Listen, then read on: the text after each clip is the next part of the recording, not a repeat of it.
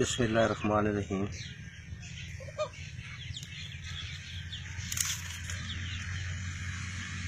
साडे जनती बिरामार गुलाम मोहम्मद दर साहब का दर्दनामा लिखी होया उन्होंने ताज़ीती कोई अपने अजीज़म मुदस्सिर याद सियाल होरें फरमाइश के मैं रिकॉर्ड करावन के बारे उन्हें आख्या कि मैं रिकॉर्ड करा रहा जी कि अग हयाती दा ओदे टुरिया विखी गया है मैं कित्थों बोला।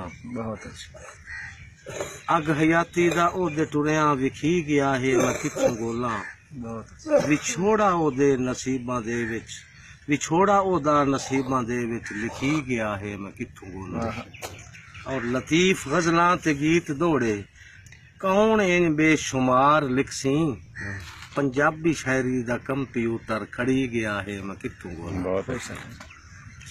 पंजाबी शायरी दा कंप्यूटर खड़ी गया है मैं कित्थों बोला।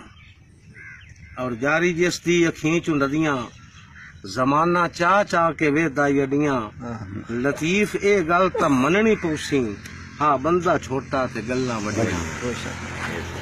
और खुदाया बहु बा कमाल दर्द हा निराले रखदा ख्याल दर्द हा जिस दा कोई ना जवाब ऐसा लतीफ मुश्किल सवाल दर्द हा।